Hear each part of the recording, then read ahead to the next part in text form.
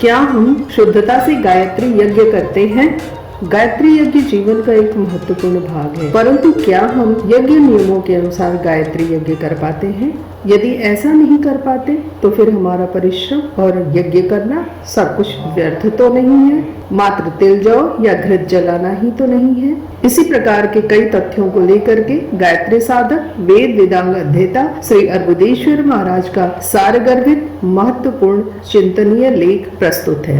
गायत्री यज्ञ अपने आप में एक पूर्ण विधा है। जब तक पूरे विधि विधान के साथ यज्ञ नहीं होता तब तक उस यज्ञ का फल किसी भी प्रकार से साधक को प्राप्त नहीं हो पाता। यज्ञ करने का तात्पर्य केवल अग्नि जलाकर उसमें घी की या तिल जौ की आहुति देना ही पर्याप्त नहीं है, अपितु आवश्यकता इस बात की है कि पूरे विधि विधान के साथ कार्य संपन्न हो। भारतवर्ष में यज्ञ प्रथा प्राचीन काल से चली आ रही है। यज्ञ के माध्यम से हम संबंधित देवता को प्रसन्न करने के लिए उन्हें आहुति समर्पित करते हैं और उस देवता तक आहुति भाग पहुंचाने का कार्य अग्नि के माध्यम से संपन्न होता है। इसलिए अग्नि उस हविष्यान को संबंधित देवता तक पहुंचाने का पूर्ण और सक्षम माध्यम है। पर यदि संबंधित विधि विधान को पूर्णता के साथ नहीं किया जाए तो इससे लाभ की बजाय हानि हो सकती है, क्योंकि अग्नि में दिया जा रहा सभी आहुति और द्रव्य निष्फल होने लग जाता है। इसलिए हमारे धर्मशास्त्रों ने कर्म कांड की विस्तार से व्याख्या की है और इस संबंध में प्रमाण भी दिए हैं। एक निश्चित तिथि, एक निश्चित नीति निर्धारित की है और उसके अनुसार कार्य करने पर ही सफलता प्राप्त होती है, ऐसा शास्त्रों में बताया गया है। यज्ञ के रूप। आजकल भारतवर्ष में यज्ञ करना एक सामान्य कार्य मान लिया गया है।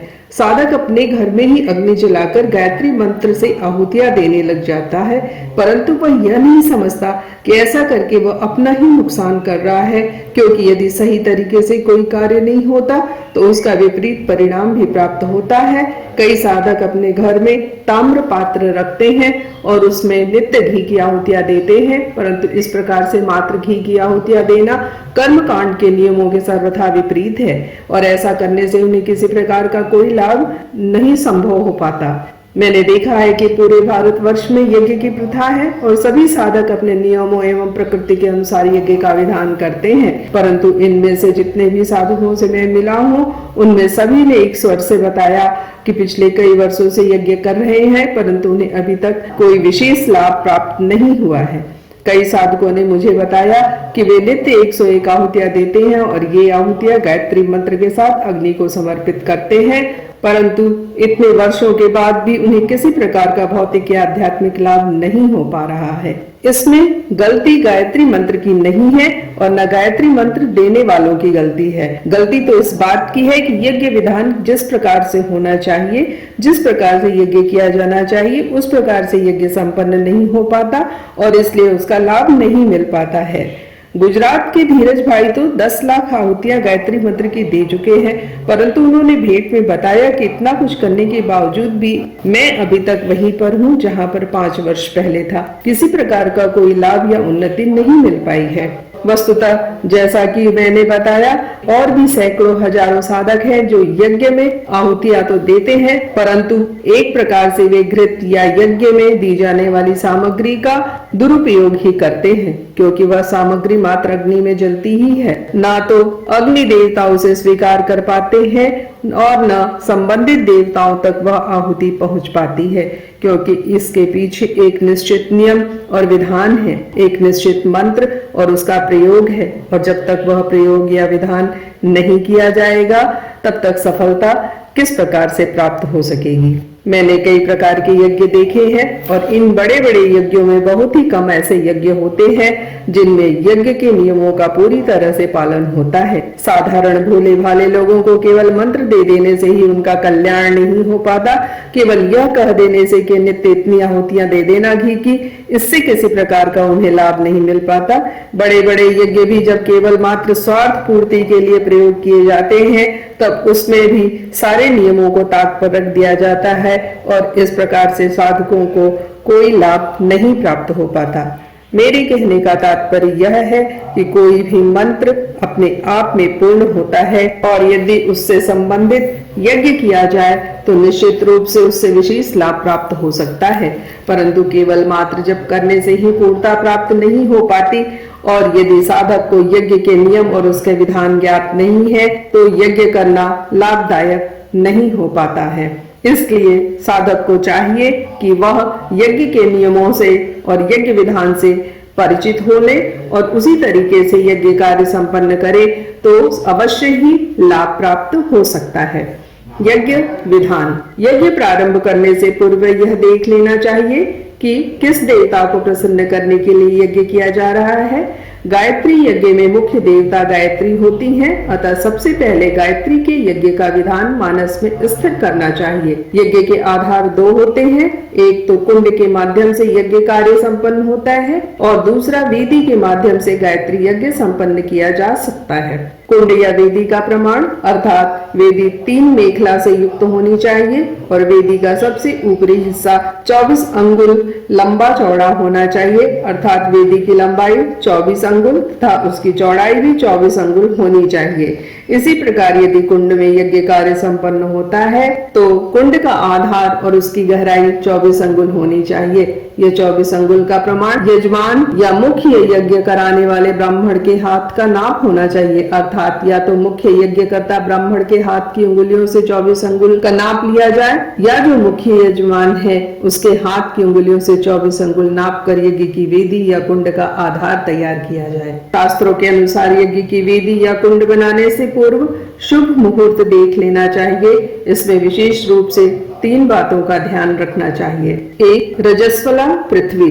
जिस दिन प्रधान यज्ञ की वेदी या यज्ञ कुंड का निर्माण हो उस दिन पृथ्वी रजस्वला न हो। जिस समय पृथ्वी रजस्वला हो उस दिन यदि यज्ञ की वेदी या कुंड तैयार होता है तो यजमान या यज्ञ करने वाले को हानि हो सकता है। रजस्वला पृथ्वी का शास्त्रोक्त प्रमाण इस प्रकार है। पंचमी भौमवारेण रविवारेण षष्ठी च सप्तमी भृगुवारेण रजस्वला वसुंधरा। अर्थात यदि पंचमी को भौमवार मंगलवार हो, यदि षष्ठी को रविवार हो या सप्तमी को शुक्रवार हो तो उस दिन पृथ्वी रजस्वला हो जाती है और उस दिन से आगे 4 दिन तक पृथ्वी रजस्वला रहती है।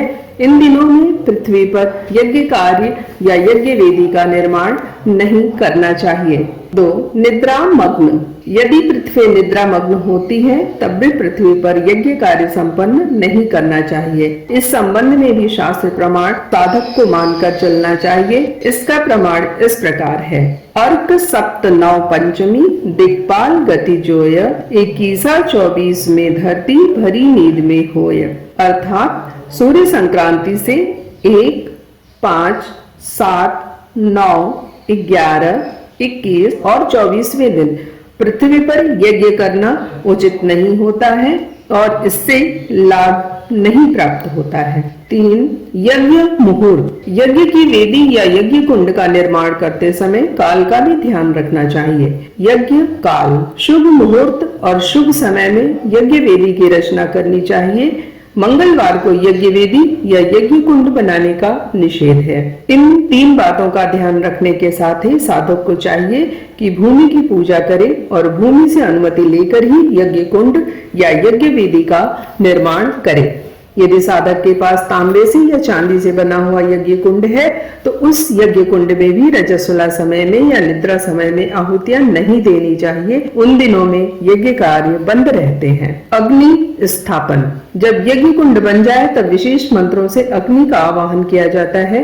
सर्वप्रथम यज्ञ वेदी या यज्ञ कुंड के अग्नि कोण में अग्नि को स्थापित करना चाहिए और उसके बाद ही यज्ञ कुंड के मध्य भाग में अग्नि को लाना चाहिए। प्रारंभ में ही यज्ञ मंडप या यज्ञ वेदी के बीच में अग्नि स्थापित नहीं होती है।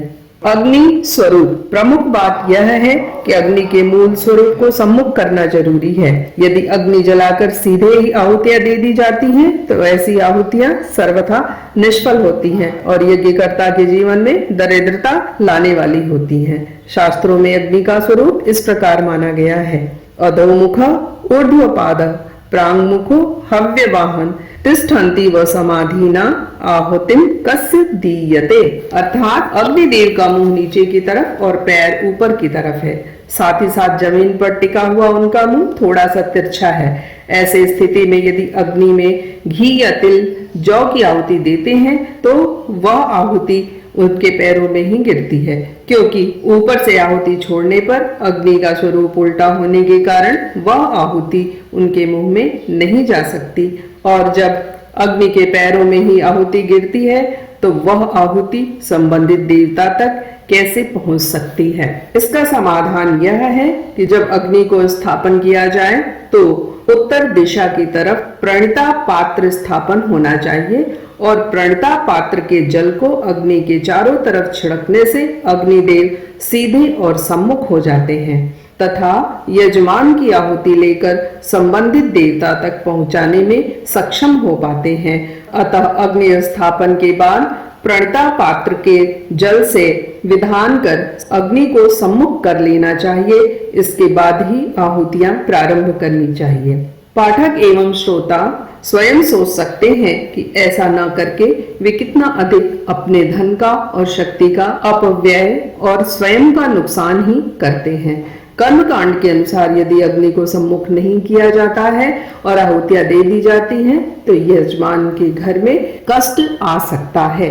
मैंने बड़े यज्ञों में भी इस प्रकार की न्यूनता देखी है, और इस न्यूनता की वजह से ही यजमान यज्ञ कराने के बाद भी कोई लाभ नहीं प्राप्त कर पाते हैं। अग्नि नाम। अग्नि कई प्रकार की होती है। अलग अलग कार्यों में अलग अलग नाम से युक्त अग्नि का आह्वान किया जाता है। यज्ञ मंडप में अग्नि स्थापना की जाती है और मरने के बाद श्मशान में चिता पर भी अग्नि स्थापन की जाती है। तो क्या ये दोनों अग्नि एक ही हैं? नहीं, इन दोनों में अंतर है। मूल रूप से अग्नि एक होते हुए भी अलग अलग कार्यों के लिए अलग अलग नाम से युक्त अग्नि का आवाहन करना चाहिए और उसी अग्निदेव को उसके नाम से बुलाकर स्थापित कर उनसे प्रार्थना करनी चाहिए कि वे आपकी आहुतियों को संबंधित देवताओं तक पहुंचावें।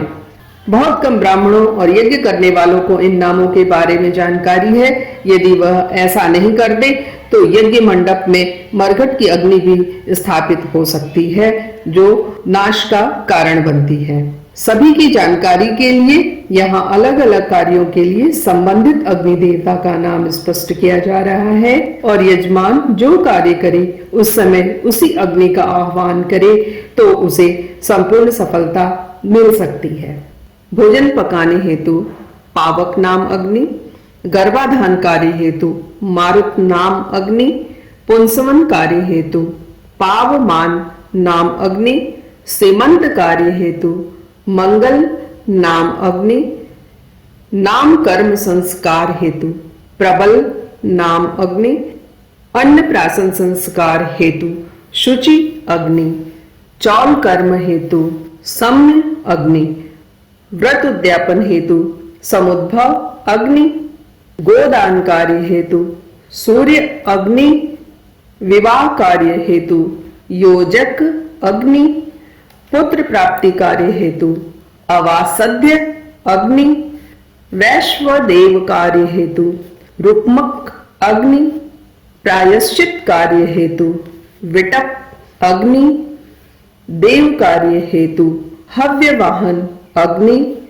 पितृ कार्य हेतु कव्यवाहन अग्नि, शांति कार्य हेतु वरदा अग्नि, पौष्टिक कार्य हेतु वरदा अग्नि, पूर्णाहुति कार्य हेतु मृडा अग्नि, आभिचारिक कार्य हेतु क्रोध अग्नि, वशीकरण कार्य हेतु कामदा अग्नि, पेट की अग्नि क्षुधापूर्ति हेतु जठर अग्नि, चिता या मृतक कार्य हेतु कृख्यानी अग्नि, लक्ष्य होम हेतु वन्नी अग्नि, कोटि होम हेतु हुताशन अग्नि, वृषोत्सर्ग हेतु उद्ध्वर अग्नि, समुद्र की अग्नि वाडव, ब्रह्मा से संबंधित कार्य हेतु गार्हपत्य अग्नि, विष्णु से संबंधित कार्य हेतु